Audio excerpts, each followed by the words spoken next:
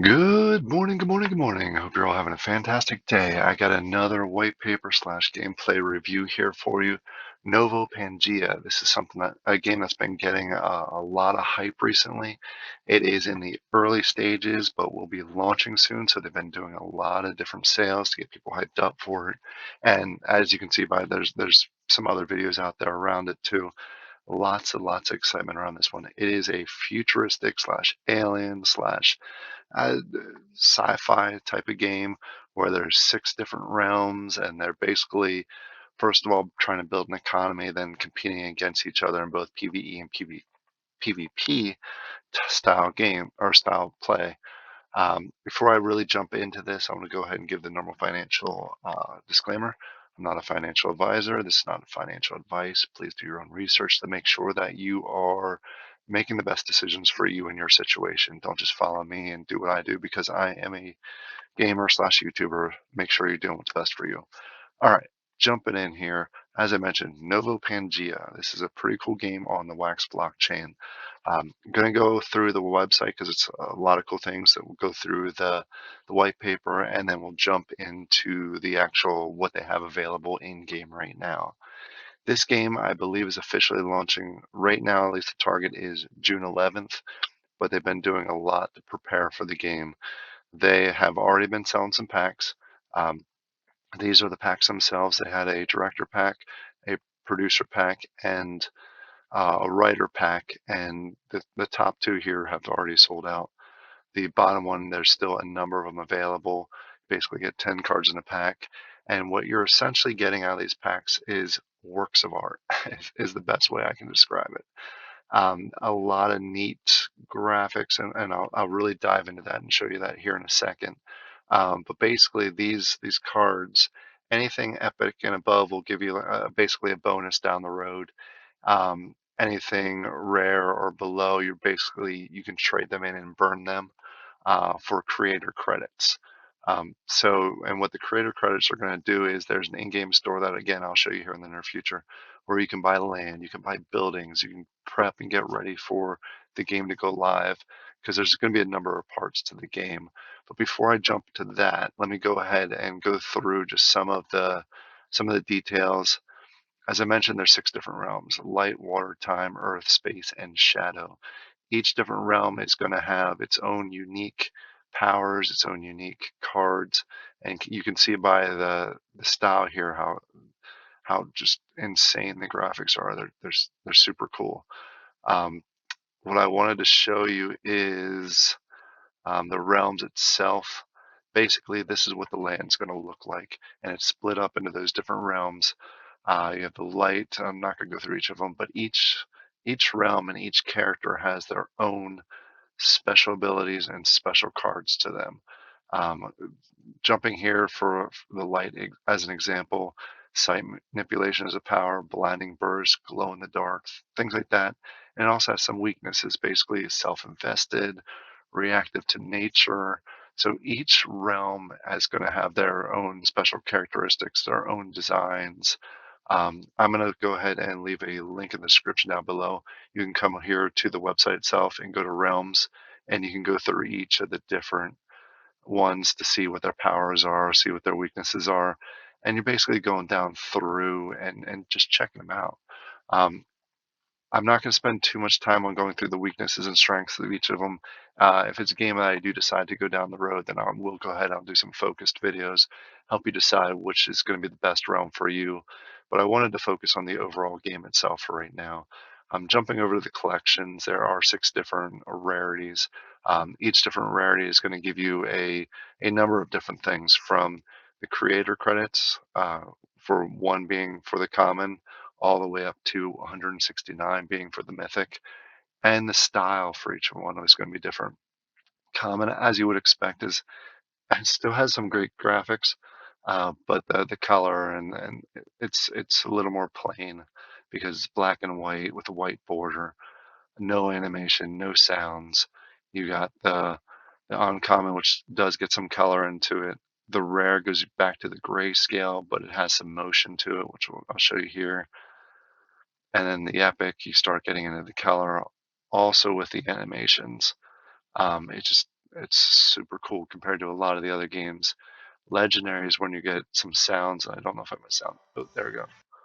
So each of the legendary and mythic are going to have their own sounds. The borders are full color throughout, and then the mythic is going to be the one there's no borders, super cool graphics, and longer animations. So I'm not going to play the whole thing because but there's just some neat things that go along with it. It does show here the different credits that you can get, and you can take those credits and you can pay for the land. Again, I'll show you that store here in a second. But I wanted to jump over to the white paper, go highlight some of the key items in here, mostly around the gameplay and the way it's going to look from a gameplay perspective. There's also a lot of storylines that they're putting together. From my understanding, they have a dedicated art team and a dedicated story team, so they're constantly putting together different storylines for it, which is going to be really neat once the game comes itself. That tailors to again to the long-term approach. You don't have just non-story based games. Not going to mention a specific game that's been around for a long time that was very popular, but you just did one thing over and over and over again, zero storyline. As far as longevity goes, this is a unique aspect that very few games have as far as storylines and keeping people entertained and engaged in the game. So that's another key item that comes out of this one. As far as the gameplay goes itself, they're going to have the economical side, and they're going to have the battling, the PvP, PvE side. Initially, you're going to focus on the economical, basically landowners, build owners, subcontractors, and things like that, where you can either own all these if you get in there early enough, which is now is a good time to do that because it's a relatively good price for items, and I'll show you that here in a second. Um, Down the road, you can rent land, you can rent buildings from different people, so they will be introducing that. Here's just a quick recap of what I showed you before. Um, right now, the way the game is before it launches, you buy packs, you get a number of different cards. Each card has a certain credit value. You can burn those credits to go ahead and purchase things in game, lands, buildings, and so forth, or you can hold on to them for utilities. Anything epic and above is going to give you some sort of utility. Not, I don't think everything's been described yet, but some sort of utility, and then you go ahead and you use those credits that you burn for, and you build out your land and get it ready for the economy when it starts on. Yeah, right here it says June 11th, so you're ready for that. As far as the game rules, there are landowners obviously own land. People pay you rent to build onto your land. Building owners, people could pay you rent to use your buildings. You can also use them yourself to produce. Contractors, these are people that are skilled workers that are going to be hired in order to use your buildings. Your buildings can't just use themselves.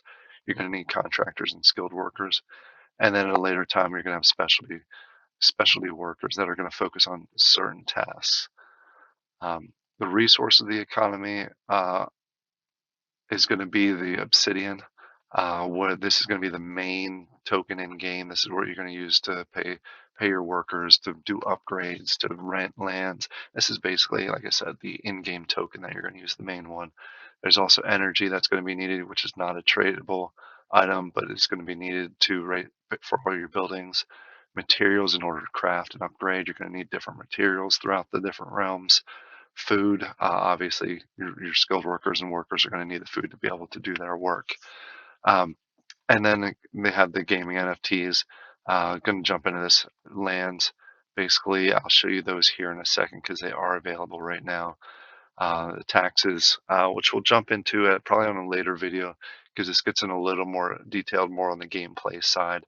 And then the governance. There is actually a mode in game when you first sign up, you automatically get voter tokens, which allows you to vote on different things. They haven't had a lot of votes so far, but they do have some things where you can use your tokens in order to vote and influence what happens within the game. And I'm assuming there's going to be a whole lot more down the road. So I'll obviously be holding on to my tokens until there's a big decision that comes here in the future. Then down the road, there will be wars that you'll be able to do different war zones coming in the environment. Um, so it all looks pretty neat as far as the gameplay. Um, and what's there are some similar games out there um, that kind of remind me of the structure of itself. But I think the art style, the storylines, and the backing, and basically what they're putting into it, makes it an upper echelon style game.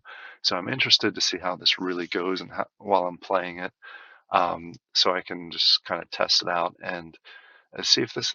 I think this could potentially be one of those that kind of jumps in my top tier list because it fits a lot of those items that I'm looking for, especially when I'm coming to my next game itself. All right, let's go ahead and jump in. When you initially jump in, this is what it looks like. I will be on this video opening 2 packs, so I'll show you what it looks like here after I open. We may even burn some credits and buy something depending on how what I get from those packs. This is the main item, the main menu when you jump in. Like I mentioned, you have the voters credits, which you can go here. As I mentioned, they haven't had a lot so far that you can vote on, but there are a few items. Creator credits, that's what I'll get when I burn. They do have a leaderboard, which if you're into that, I'm not huge trying to get to the top unless there's a land reward like there is for Krypton. This is the marketplace that I was referring to. And this is where you can use those builder credits to go ahead and buy lands. And as you can see, these are the food places. Let me actually go uh, scroll down a little bit, trying to find it. See, these are all the buildings that, before I get to the lands, these are all the buildings that I was referring to that you can buy in game from food facilities, basically produce that food that we had talked about. I know there's mines, there is other types of things that basically materials. Energy mines is what I was just talking about. Those are all sold out, so you actually have to get those on the secondary market. Then you get down here into the lands, and as you can see, they are selling lands. There are plenty still available, except for the Time Realm.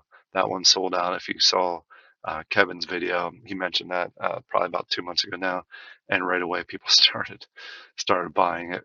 It's funny that it's sold out here, but if you look on the secondary market, the Time Realm land is actually the cheapest that you can buy. It's close to about 100 wax to buy one of these.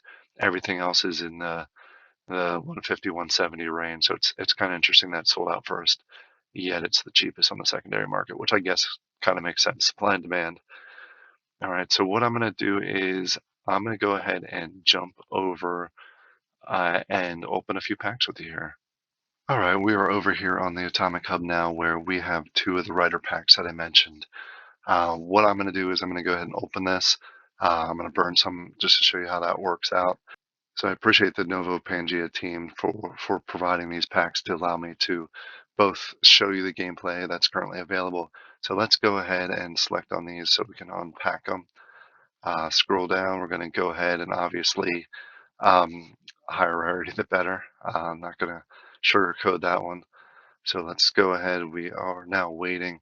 What I've been hearing is basically the good thing for if you're looking to buy things like land, like I'd like to get a land, what you're going to want to get is rare.